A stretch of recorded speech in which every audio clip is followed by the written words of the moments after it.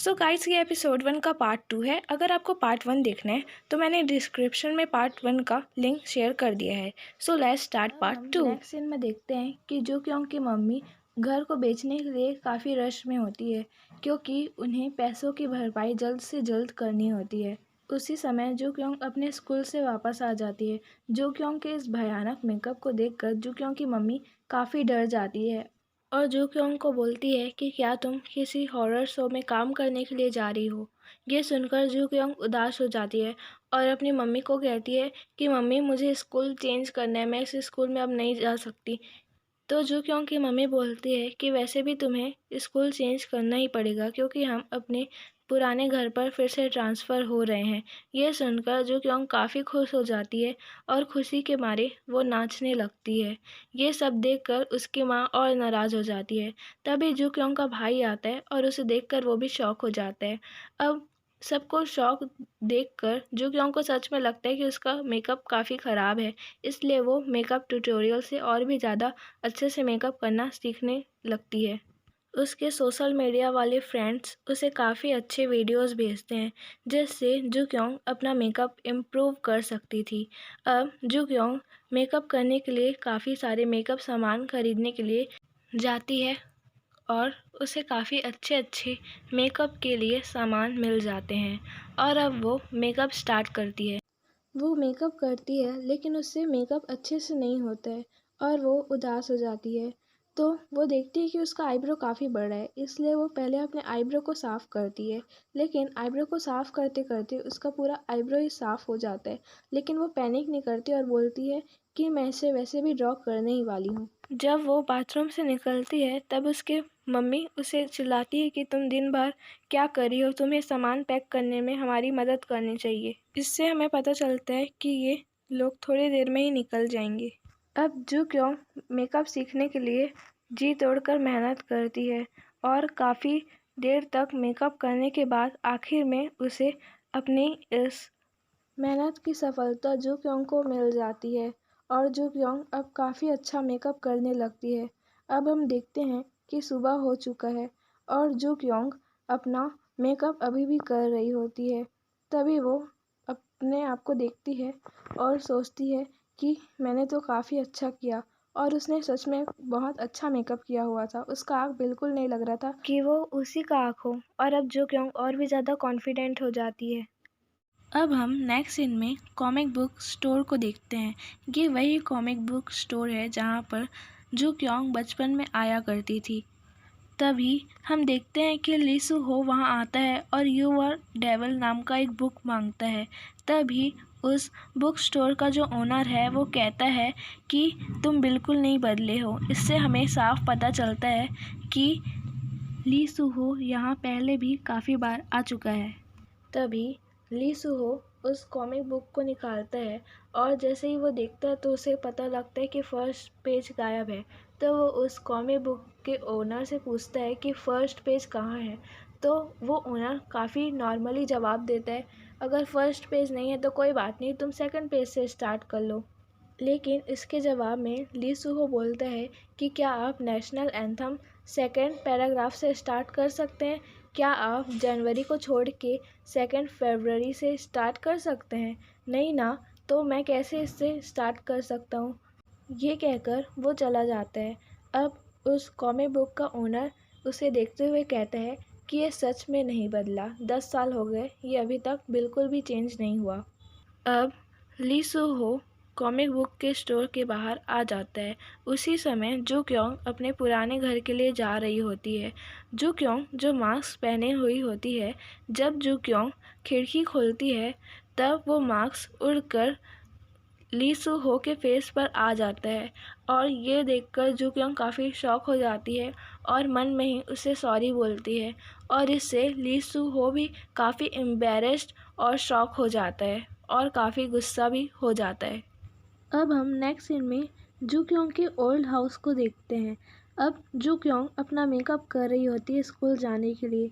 वो काफ़ी ही सुंदर ढंग से अपने आँखों की, अपने स्किन की अच्छे से मेकअप करती है और अपने आईडी कार्ड को, यानी कि पुराने आईडी कार्ड को छोड़कर चले जाती है और वो चश्मा भी नहीं पहनती ताकि वो ज़्यादा अच्छा दिखे। वो अपने आप को एक बार आईने में देखती है और नीचे उतरने लगती है। नीचे नीचे उसकी माँ बात करती है कि इस घर से उस घर में जाने के लिए मैंने 8 साल बहुत मेहनत किए और आखिर में मैं यहीं पर आ गई।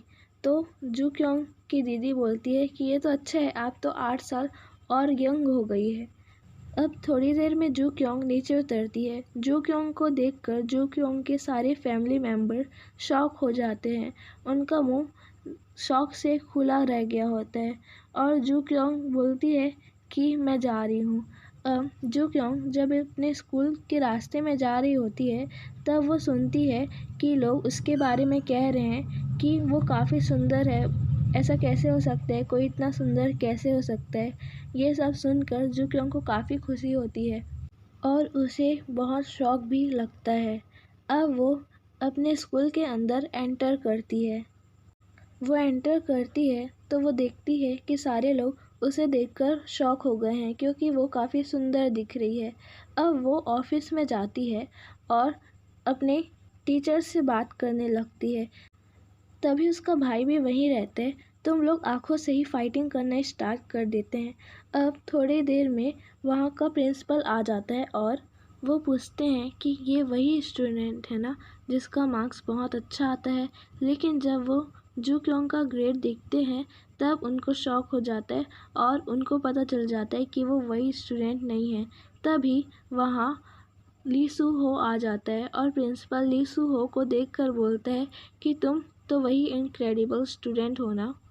जू क्योंग भी ली सू हो को देखती है और सोचती है कि कितना हैंडसम है, लेकिन वो ली सू हो को पहचान नहीं पाती क्योंकि उस समय वो ली सू हो को अच्छे से नहीं देख पाई थी क्योंकि वो चश्मा नहीं लगाई होती है। ली सू हो कुछ काम से ऑफिस आया रहता है। तभी उनका होमरूम टीचर ली सू हो को बोलता है कि तुम जू क्योंग को क्लास में ले जाओ। तो वो जू क्योंग को फॉलो करने के लिए बोलता है। जू क्योंग उसे फॉलो करती है और फॉलो करते करते वो उसके बैग से टकरा जाती है जिससे जू क्योंग का मेकअप उसके जैकेट पर लग जाता है और जू क्योंग उसे हटाने की कोशिश करती है। तभी ली सू हो को एक लड़की रोकती है और उससे पूछती है कि क्या आप फ्री हो। तो ली सू हो बोलते हैं कि तुम्हारे पास 3 सेकंड है बोलने के लिए। तो वो लड़की उसे कुछ देखकर उसे प्रपोज करती है लेकिन वो उसे फेंक देता और आगे बढ़ जाता है। तभी जू क्योंग नोटिस करती है कि कहीं मेरा मेकअप तो नहीं बिगड़ गया और वो फिर से अपने मेकअप को सुधारने में लग जाती है। अब हम देखते हैं कि ली सू हो क्लास के अंदर आ जाता है। तभी उसे उसका एक क्लासमेट पूछता है कि तुम्हारे बैग पर क्या है और क्या ये एक नया ट्रेंड है। तब ली सू हो उसे देखता है और उसे पता चल जाता है कि ये किसका है। तो वो पीछे मुड़ता है और वो जू क्योंग के पास जाता है। जू क्योंग इस समय मेकअप कर रही होती है तो ली सू हो अपने जैकेट को जू क्योंग पर जोर से मार देता है और जू क्योंग का जो फेस पाउडर है वो नीचे गिर जाता है। इस कारण जू क्योंग काफ़ी उदास हो जाती है क्योंकि वो उस फेस पाउडर को अभी अभी लिए रहती है और वो नया रहता है। अब जू क्योंग क्लास के अंदर एंटर करती है और अपने आप को इंट्रोड्यूस करती है।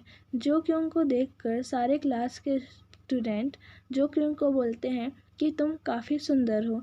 इससे जू क्योंग को लगता है कि सच में सुंदर होना और अगली होने में बहुत डिफरेंस है।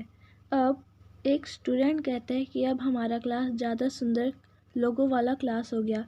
तभी उस क्लास का क्लास टीचर कहते हैं कि ऐसी बात नहीं है, मेरी नज़रों में आप सब इक्वल है और आप सब काफ़ी सुंदर है। इससे सारे लोग फ्रस्ट्रेटेड हो जाते हैं और कहते हैं कि आपको इतना सीरियस होना ज़रूरी है क्या। अब होम रूम टीचर जू क्योंग को ली सू हो के बाजू वाले चेयर में बैठने कहते हैं, लेकिन जू क्योंग कहती है कि उसकी आई साइट ख़राब है इसलिए मुझे पास वाला चेयर चाहिए। तो होम रूम टीचर चोई सू आ के साथ जू क्योंग को बैठने के लिए बोलते हैं। अब टीचर अपना क्लास लेना स्टार्ट करते हैं तो सू आ जू क्योंग को हेल्प करती है। अब क्लास थोड़ी देर में ख़त्म हो जाता है और टीचर बाहर निकल जाते हैं। तभी सू आ मुड़ती है और जू क्योंग से अपने आप को इंट्रोड्यूस करती है और जू क्योंग का नंबर मांगती है।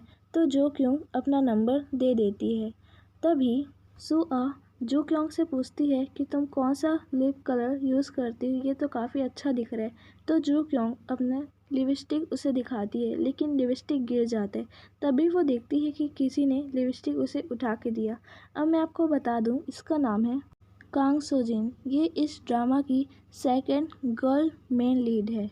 जो क्योंग सोजिन को देखकर काफ़ी शॉक हो जाती है, क्योंकि उसने कोई भी मेकअप यूज़ नहीं किया होता और वो काफ़ी सुंदर भी दिख रही होती है। सोजिन जो क्योंग को उसका लिपस्टिक उठा कर देती है। तभी बताती है कि ये मेरी बेस्ट फ्रेंड है और तुम्हारे आने से पहले ये हमारे स्कूल की सबसे सुंदर गर्ल थी। अब क्योंकि तुम आ गई हो तो ये अब सबसे सुंदर गर्ल शायद नहीं रहेगी।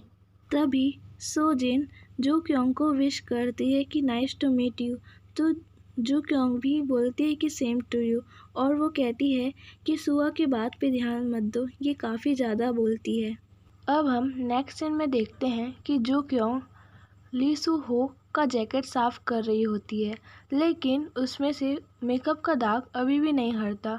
तो जो क्योंग को बाद में याद आता है कि ये तो वाटर प्रूफ है। अब जो क्योंग बाथरूम से बाहर आती है और जैकेट से पानी को झड़ाती है, लेकिन उसका पानी ली सू हो पर चले जाता है। तो जो क्योंग बोलती है कि ये वाटर प्रूफ है और मुझे इसे ड्राई क्लीनिंग करना पड़ेगा। तो ली सू हो कहता है कि ऐसा करने की कोई ज़रूरत नहीं, इसे फेंक दो। ये सुनकर जो क्योंग काफ़ी उदास हो जाती है। फिर जब सुआ और सोजिन वहाँ आती है कि सू हो काफ़ी हैंडसम है, लेकिन ये किसी से अच्छे से बात नहीं करता, इसलिए लोग इसे पागल बुलाते हैं। अब सुआ डम्पलिंग के बारे में बोलने लगती है, तो जो क्योंग जल्दी से डम्पलिंग लाने के लिए चले जाती है। तो सोजिन और सुआ उसे रोकते हुए कहते हैं कि तुम अकेली क्यों जा रही हो, चलो साथ में चलते हैं। ये सुनकर जो क्योंग को काफ़ी अच्छा लगता है। अब चलते चलते सुआ जो क्योंग को बताती है कि सोजिन ली सू हो के बाद सेकंड रैंक पर आती है पढ़ाई में, क्या तुम भी पढ़ाई में अच्छी हो?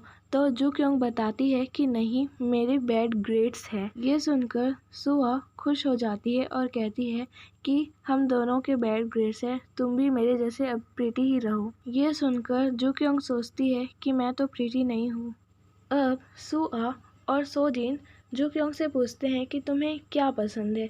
तो जो क्योंग सोचती है पहले कि मुझे तो हैवी मिल्क और हॉरर बुक पसंद है, लेकिन वो बताती है कि मुझे म्यूज़िक पसंद है और स्पाइसी फूड पसंद है। तो अब वो लोग कहते हैं कि चलो पार्टी करने जाए हमारे दोस्त बनने की खुशी में। तो वो लोग पार्टी करने के लिए जाते हैं और तिब्बकी खाते हैं। वो लोग बहुत एंजॉय करते हैं। वो तिब्बकी खाने के बाद मॉल में गेम खेलने के लिए जाने का प्लान बनाते हैं, लेकिन सोजिन मना कर देती है। लेकिन सुहा सोजिन को भी खींच के ले जाती है।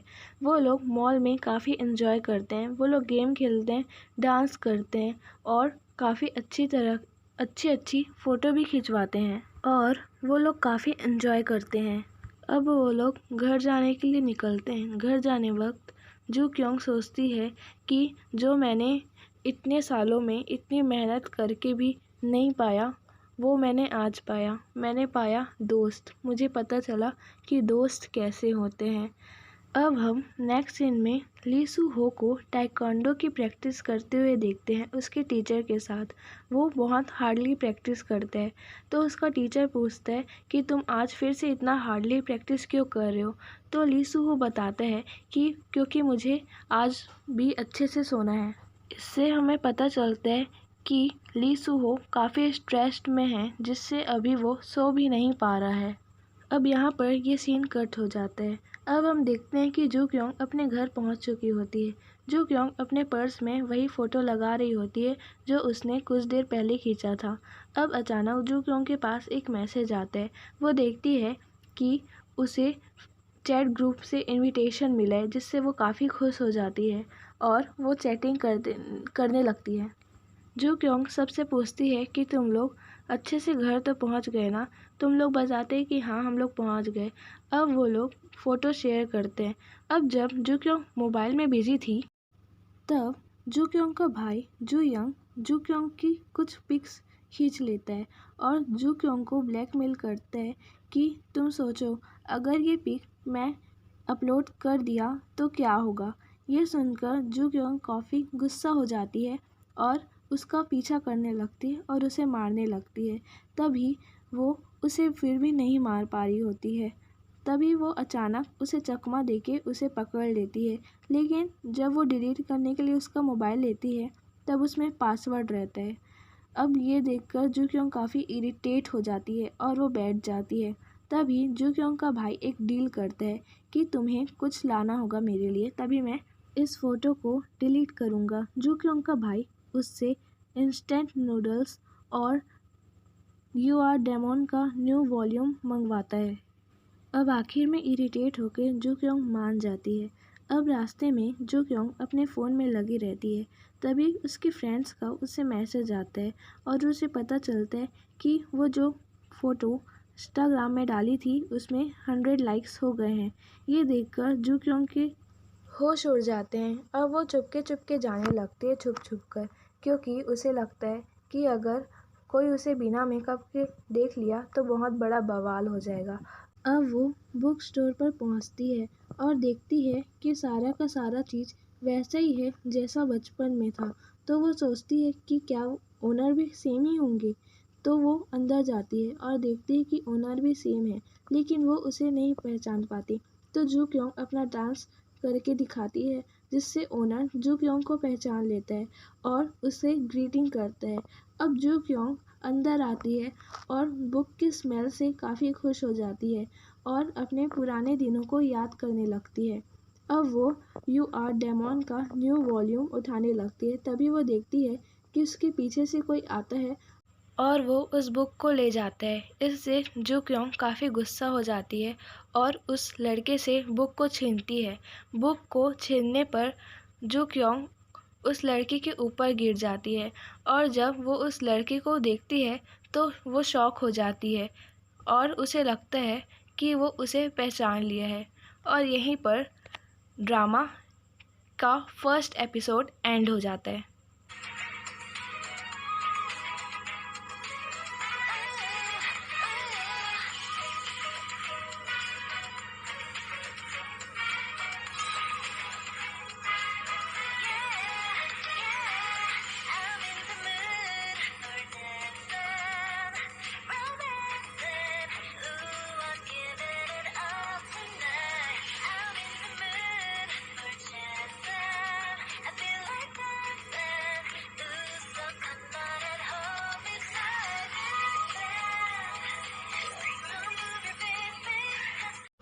सो गाइस, इन लास्ट मैं आपको कहना चाहूँगी कि please subscribe my channel for more videos and like share comment below and have a nice day. Bye bye. So guys, आशा करती हूँ कि आपको मेरा वीडियो पसंद आया होगा और वीडियो के लिए सब्सक्राइब करें, लाइक करें और शेयर करें। Thank you. Have a nice day.